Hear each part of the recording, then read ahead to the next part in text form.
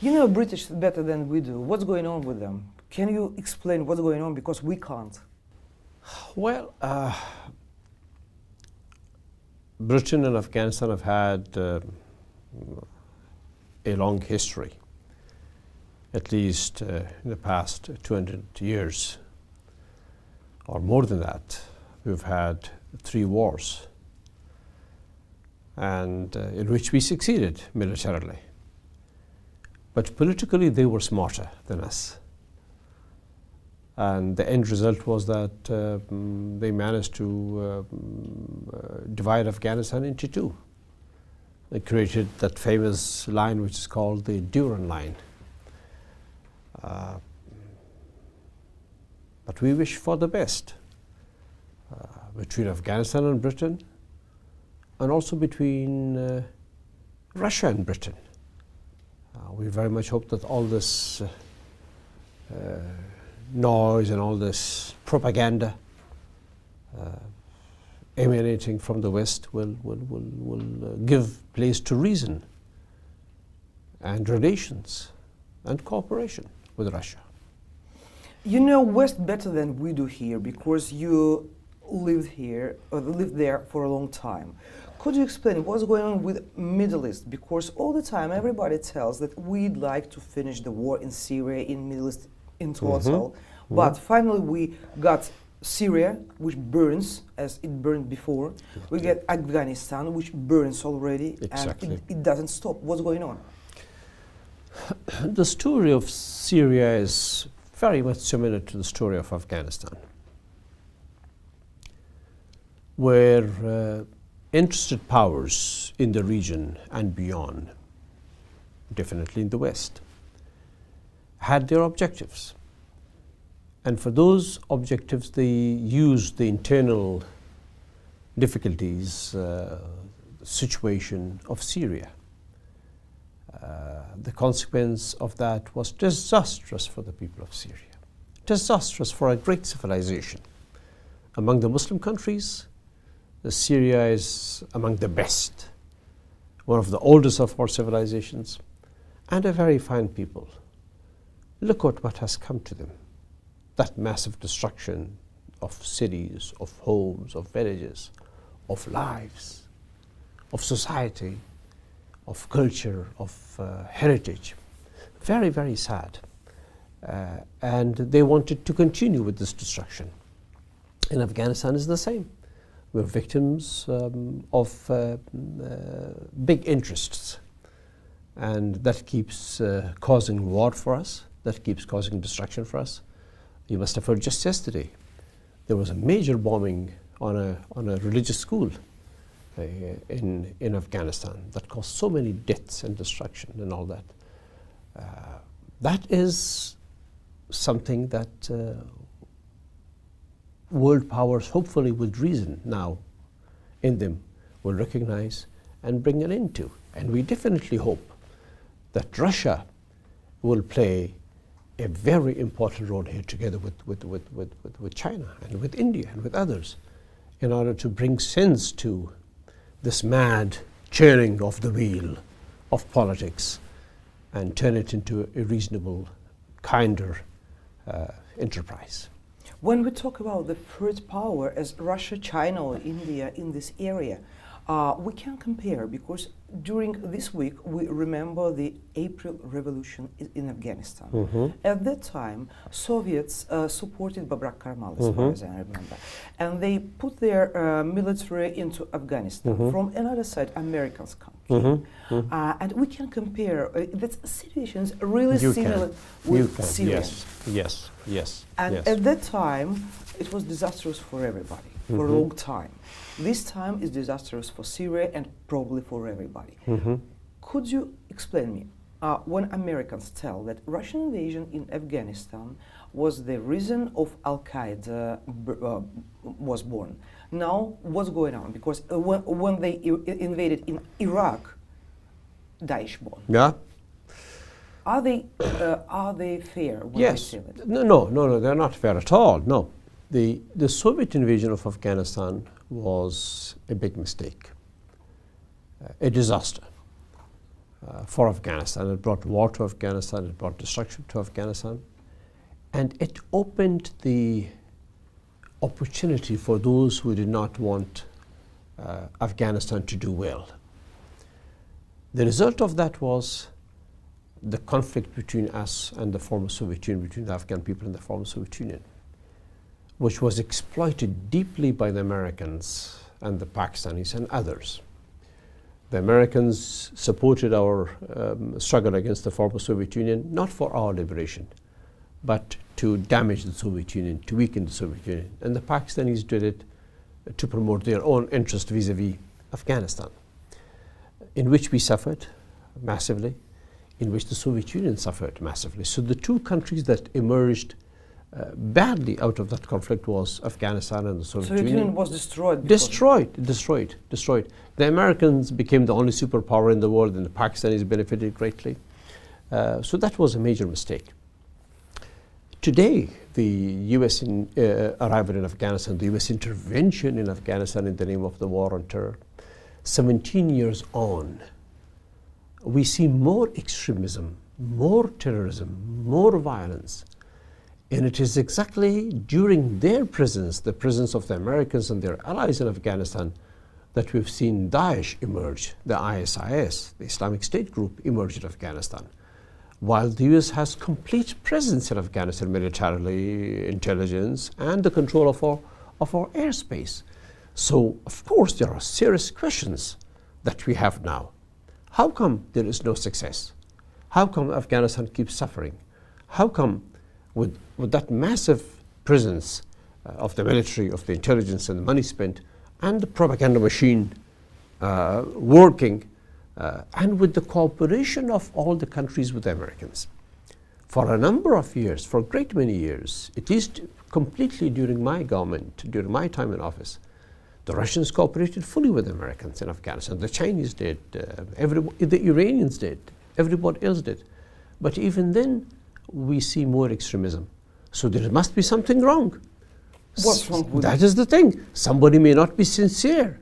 Somebody may be using the situation in Afghanistan, the turmoil in Afghanistan, the furtherance of turmoil in Afghanistan for other motives, for other objectives. That is exactly what we must end. And that's exactly where Russia, China, and India, and Iran especially, and other neighbors, interested powers, should step in and can step in to bring clarity and resolution.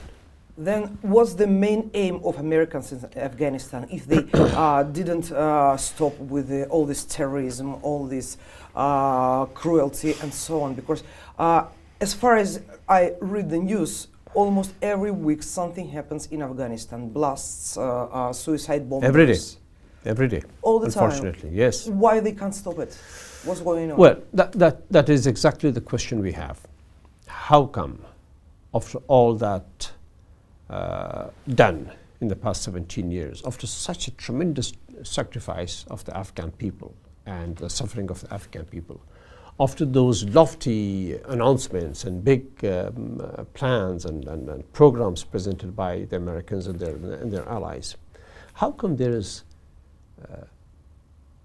no defeat of extremism, not even lessened, decreased extremism? How come there is a massive increase in it? How come there are new groups emerging? Is it truly a war on terror? Or is it a bigger objective in the name of the war on terror that they are seeking? And this is the question we have. This is exactly the question that now the region also has on a large scale. And that's exactly the answers that at least I, when I was president, and now as a citizen of Afghanistan, keep asking our Western friends as to what is going on. What do they answer? I wish they had an answer. They don't? They generally try to explain it in terms that are not satisfactory to us. Americans all the time tell that Russians supply weapons to Taliban. We answer that it's gossips, and that Americans supply all this, as they do in Syria, all this weapon to the extremists. What's the truth? Look, as I mentioned earlier, Russia cooperated fully with the United States in its announced mission of fighting extremism in Afghanistan. From the very beginning, Russia was on board during the Bonn conference in 2001 in cooperation with America in the creation of the new government for Afghanistan. And then Russia cooperated with the Afghan government, with my government, to any extent that we demanded that cooperation. Russia stepped in, provided us scholarships, provided equipment and training to our security forces, and was ready to help with reconstruction and all that. Especially important here is Russia's cooperation with the United States and NATO. When matters became difficult between Pakistan and the United States some years ago, Russia allowed NATO's supplies through Russian territory to take place to Afghanistan. And Russia was very much cooperative. And I remember a meeting between myself and President Putin. This was, I guess, 2008. We were in Shanghai in the Shanghai Cooperation Council meeting. I complained to President Putin about the methods and the way the Americans were working in Afghanistan. I told President Putin that what they are doing is causing more extremism, not defeating extremism. President Putin replied to me, he said, look, President Karzai, we may have a lot of differences around the world with the US and their policies, but on Afghanistan, Russians and the Americans see eye to eye and are in cooperation. So that was the extent of Russian cooperation, of President Putin's cooperation with America, that he even rejected my concerns about the wrong approach or the wrong policies or strategies of the United States. So the question is, what has gone wrong that now Russia is forced to question and have suspicions about US objectives in Afghanistan? And that is exactly the same question that we have in Afghanistan, that I had as the president of Afghanistan. And that was the reason that I did not sign the bilateral security agreement with the Americans, because I had suspicions, because I was not satisfied with what they were doing. Do you have any idea of what are they doing? Because for us it looks really strange, because they quarreled with Afghanistan, they put more weapon there, they put more soldiers there, and they like extend their mission there. And simultaneously, they quarrel with Pakistan, and even Sometimes Pakistan. they quarrel, yes. Trump told that Pakistan is not friend anymore, that we can't trust them because we put so many money, but still they have so many terrorism and so on. And even Pakistanis who never ever cooperated military way with Russians, they are going to make the training with Russians. Yes. We never did it before. Yes. And India from another side, China from another side with trade war. Everybody quarreled with Americans. And I can't understand what are Americans doing in the area in this case. Well, the Pakistani government and the Americans were allies all the time. Great allies. Like special relations. Very, very special relationship. They were together in the support of extremism and violence that generated for years, for decades. For what? Because they were allies against the Soviet Union, against those who were friends with the Soviet Union, and they had their own perspective, which included support to extremism in order to defeat the Soviet Union and to weaken it. So the Pakistanis and the Americans were allies. Even when the United States came to Afghanistan in the name of fighting extremism and defeating terrorism, Pakistan remained a great ally with America. As President Trump announced, during the past 17 years, the Americans have given Pakistan $33 billion in the name of the fight against extremism.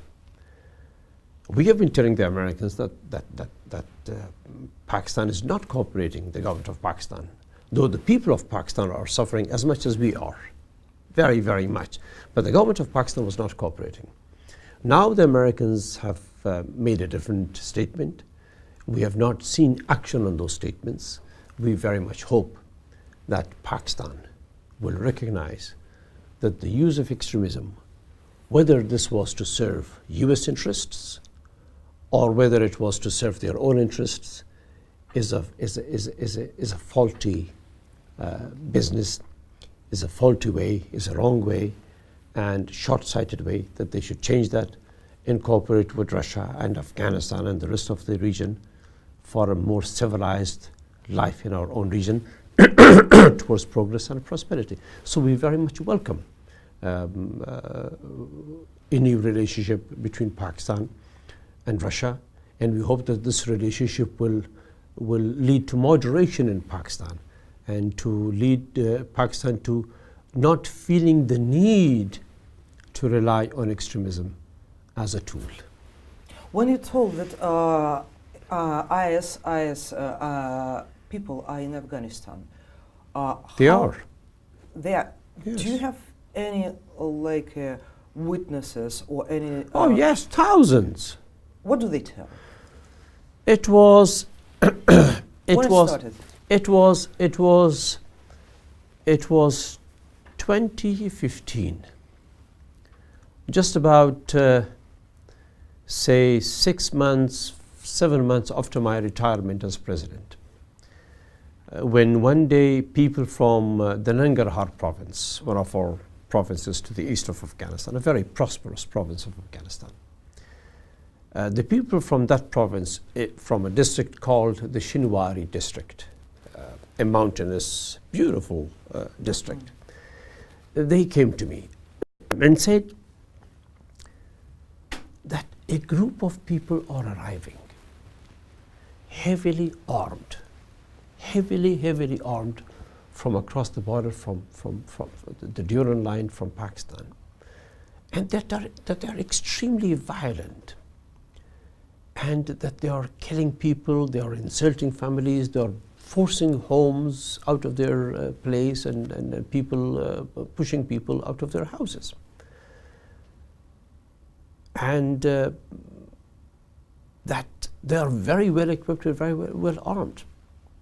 Slowly, this complaint increased. Slowly, I saw people who I knew personally, tribal chiefs, community leaders, religious leaders, the educated people, coming and saying that they are now not in their own homes and villages, that they have been forced to go to the city of Jalalabad, which is the center of Nangarhar province, and that there is this massive force increasing day by day.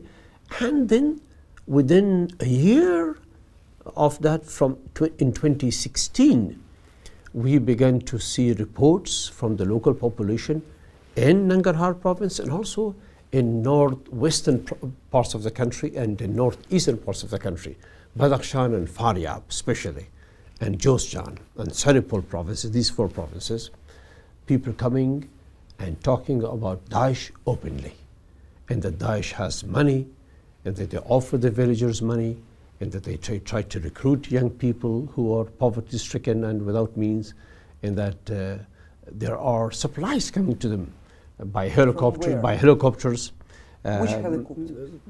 They didn't know that. Well, our airspace is completely under the control of the United States.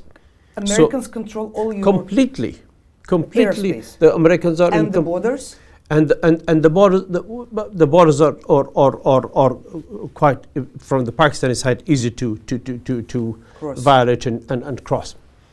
So those were the reports coming to us, and those reports were then seen very much openly on the media. So yes, there are thousands of people who know this, who have seen this, thousands and thousands of them, and each Afghan you go and talk to may have heard stories about how Daesh is being supplied and equipped. We thought that Daesh is in Syria, Iraq, and all this area. But you tell it they come from Pakistan. Initially, they arrived from across the Durand line. Initially, they came Initially. from Iraq to Pakistan? No, they were trained locally there. They were local people. They were local people trained there, but slowly, then they tried to penetrate Afghanistan, and they tried to do things, and we clearly then heard of supplies taken to them by air and by the ground, through the ground. By air means Americans should know that. Did you tell Americans? Definitely. Oh yes, we did a lot. The government of Afghanistan knows about this, the current government, the people know about this. It's very much reported in the media. Afghan televisions have reported about this. There are pictures also taken and are available. So clearly there is that thing going on, and clearly it is for this reason that there is suspicion now in Afghanistan as to what is the reason. How come we have these violent, brutal terrorist groups operating in Afghanistan without being challenged? You are a very smart person. You've been president. You studied in America and you grew up in America. Not in America. No, I didn't grow up in America. I studied in India, in Afghanistan and India.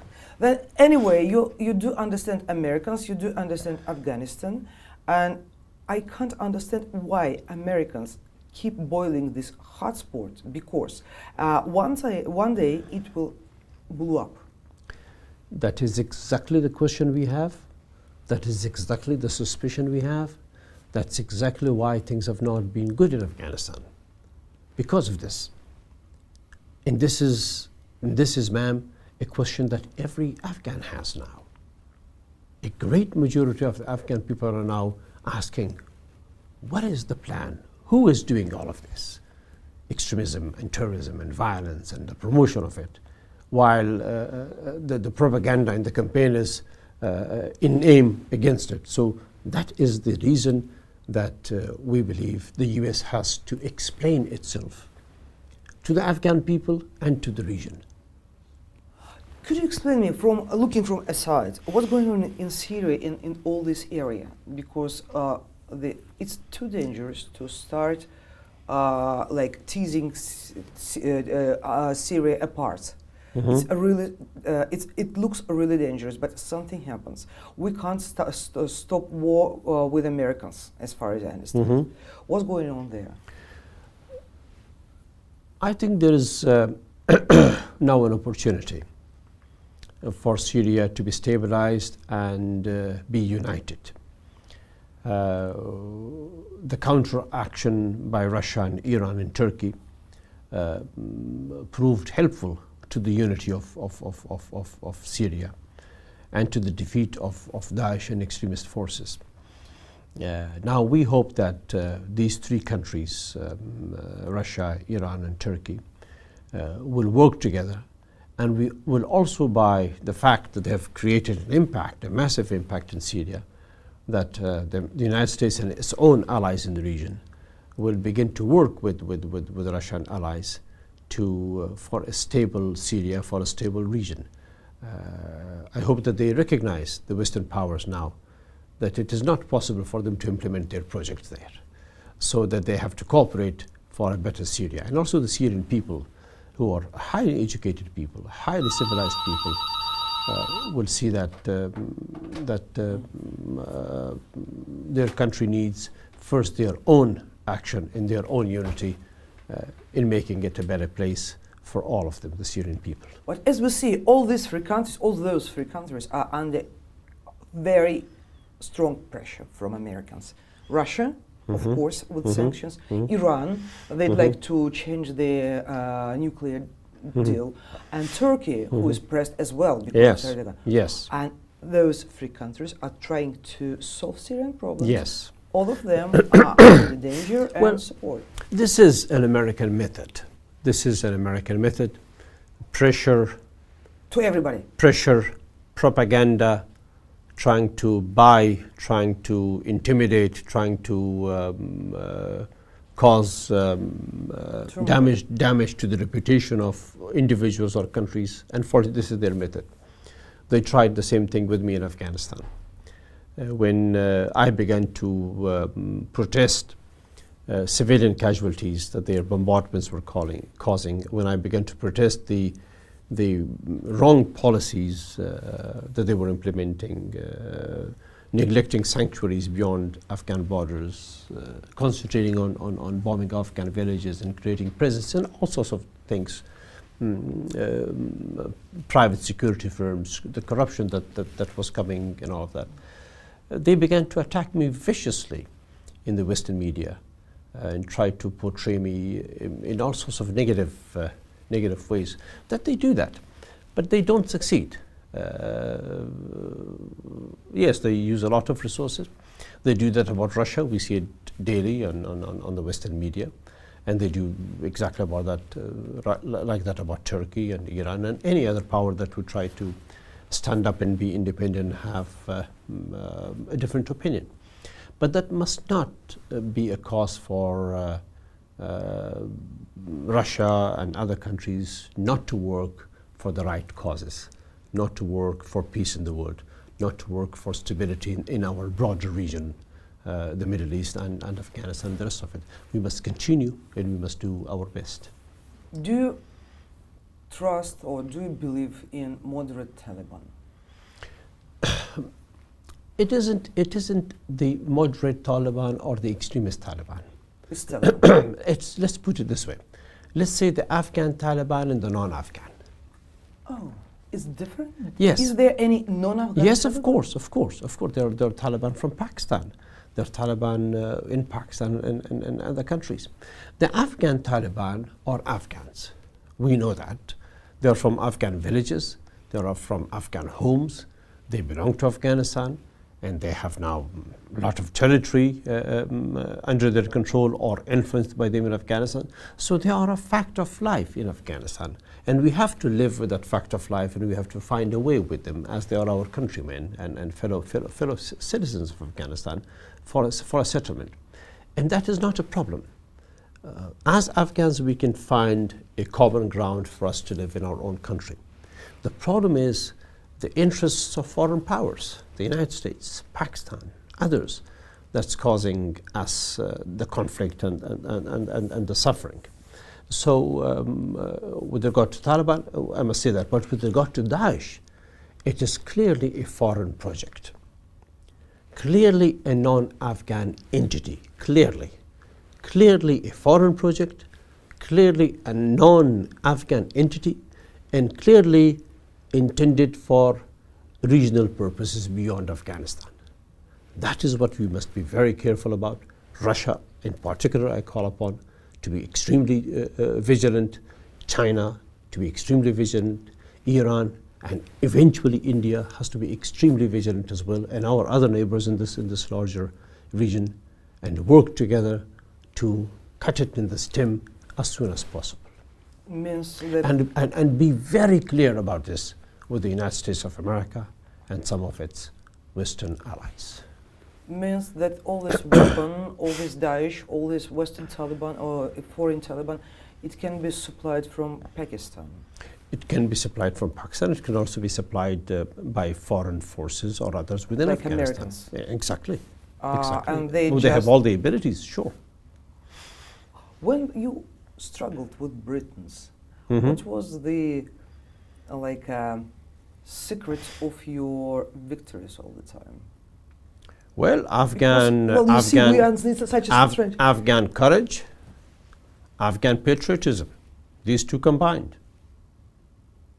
Well, we are also courage. We Russians? Are also oh yes, you're very courageous people and very patriotic. That's why Afghanistan and Russia has always been friends, with the exception of that mistake made by the Soviet Union to invade Afghanistan. The rest of the history between the two countries has been wonderful. Yeah, and this mistake still everybody uses as a factor that like to explain his own fakes. Exactly. But we are past that stage. Now it's Russia, and Russia has shown a tremendous willingness to help Afghanistan, and we are neighbors, almost near neighbors. Definitely, we are closely related historically.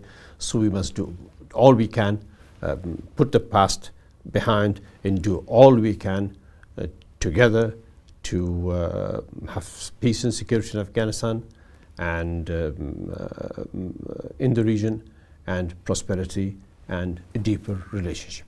That has been my objective during my government, and that was responded well and reciprocated well by the Russian government. That's why you quitted with being president and told Americans that they have to understand that it's not just quitting, it's like protest. Am I right? Yes, It's like protest against their policy in Afghanistan. Strong protest against their policies in Afghanistan because they were committing mistakes. Not that I was against America. I'm not. The American people are great people. They're wonderful people, just like the people of Russia, just like all other great nations. Hardworking, very nice people, and they sent their money to Afghanistan to help the Afghan people. It was the policies of the US government that were causing damage to Afghanistan, causing loss of life to Afghanistan, to the Afghan people, causing hurt to the Afghan villages, and more importantly, in terms of the strategic interests of Afghanistan, causing the promotion of extremism and violence from that. That is what I resisted, and that's what I continue to speak about and resist. And the final question is, I read a lot about mercenaries in Afghanistan. I mean Blackwater mercenaries. Yes. They even had something like air base there. Yes, yes. They operated from US air bases and from US compounds. Yes, yes. Did you meet with them? Because no, fortunately not, no. What did they, what are they still there? What are they doing? I think they're there, yes. Well, they're part of the US machinery. Still? Oh, very much, yes. As in Iraq? As in Iraq, as in perhaps other places too. And in Syria, probably? Probably, yes. And how huge was presence of these mercenaries in Afghanistan? This was huge. This was huge. There were billions of dollars given to them, and this was one of my most important fights with Americans. Most important struggles with Americans was this. These mercenary forces called the private security firms, and this was one issue among 4 or 5 other issues that was at the top of the list of my complaints with regard to US policy, and indeed an extremely difficult struggle against them, which took me nearly 4 to 5 years to finally shut down those private security firms and close them. But when I left office, the Americans brought them back. As far as I understand, that's international companies. They hire no, they're mostly Americans. No, mostly Americans. I mean, well, they're from South America. They may have, they hire people. They may have subsidiaries or may have friends around, but I mean, the fighters. They fight. They get fighters from Chile. Could be. Yes, could be. But they are originally an American enterprise. Okay, thank you so much.